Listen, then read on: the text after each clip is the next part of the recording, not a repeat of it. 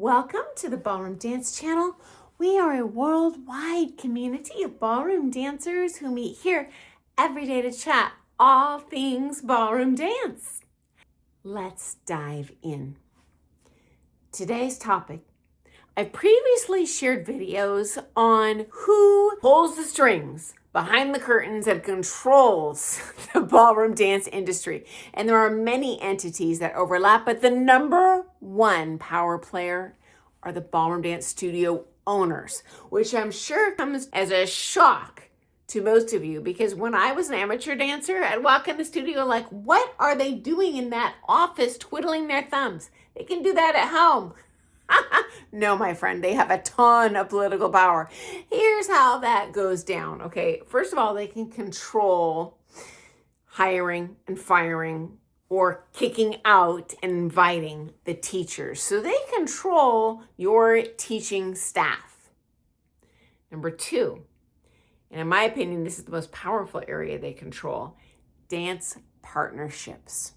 They control both the pro-am and the amateur partners. Now, do they have 100%? No, but I'll tell you where they hold the reins, and that is in making these partnerships when they first are looking.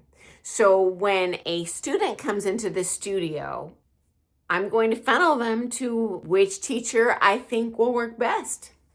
What if I, as a studio owner, have a teacher who's a pain in my butt, who's always complaining, who cheats on their floor fees? I'm statistically probably less likely to be funneling students to them. If I have a long-term teacher and they're only teaching at my studio, which ultimately brings more money into my studio's pocket, am I more likely to funnel students to that teacher? Yes. This is totally up to the discretion of the owner. I don't have to funnel a single person to you if I want. And no one ever walks into the studio like, I want to take a lesson with so-and-so. And usually they don't even have a style preference. They're just like, I want to learn to ballroom dance. I could send them anywhere and they're probably going to be happy. So I'm going to choose someone that makes me the most happy. Okay, guys, they have just as much power in the amateur partnerships.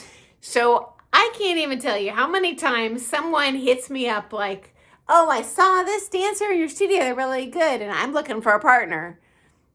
Well, if you have never once taken a lesson in my studio in my life, why would I want to refer a partner to you when you're gonna try to remove that student from my studio who we made into the good dancer that you are dying to dance with?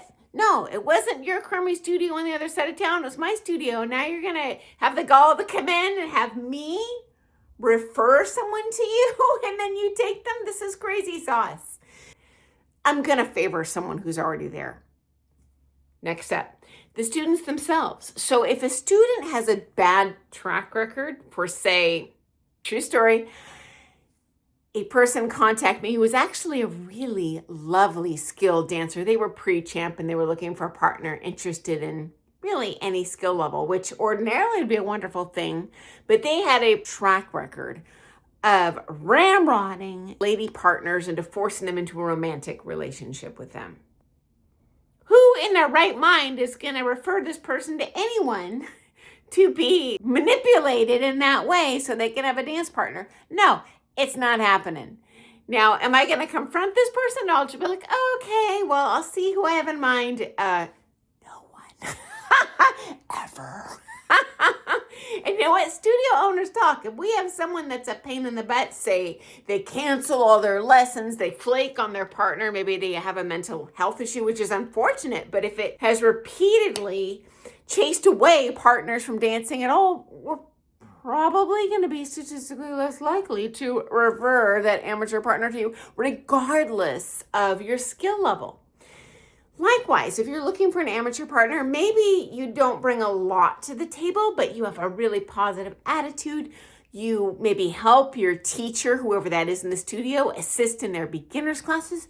You show up to all the social events. You throw your hat in the ring if we're having a showcase. Hey, can I help out? Honestly, I appreciate that person, and I'm not a user if they're doing something for the studio. of course I'm going to want to pay them back. And I know that they're going to have that same positive kind of giving spirit with their amateur partner that I pair them with. Yes, please.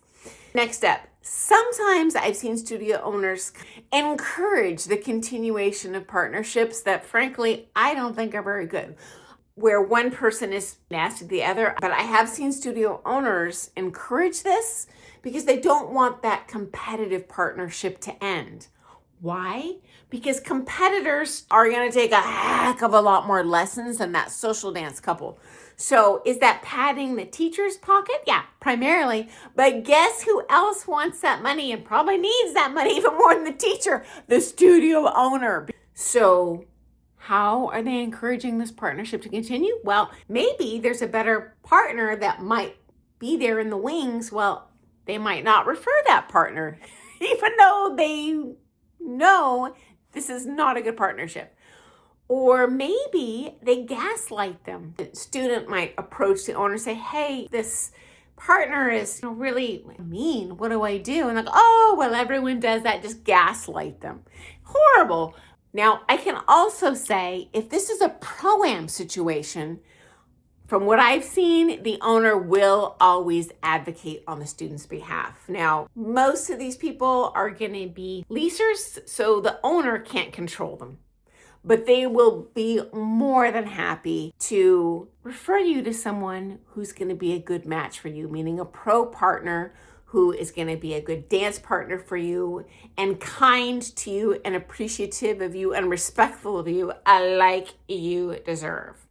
Final thought, franchise studios, they encourage as many pro partnerships as possible. They don't really want you to cultivate that loyal relationship with the pro. That way, they completely control the teacher, because if that teacher quits, well, me as the student, I've got 5 other partners I dance with. Well, now I got to pick between that one teacher or these 5 teachers, and it's a way to keep the teaching staff. Or if teachers do leave, which legally they have the right to do, you as a student will want to stay because you kind of feel culturally you have to pick between one or the other. And I sure hope that's not happening to you and you just have a partner that you like, whether that be a teacher or an amateur. But you know what? If not, put your feelers out, not just to the studio owner, that'd be my starting point, to your teacher, to other students in the studio. Okay, guys, I look forward to seeing you first thing tomorrow morning. Have an awesome day.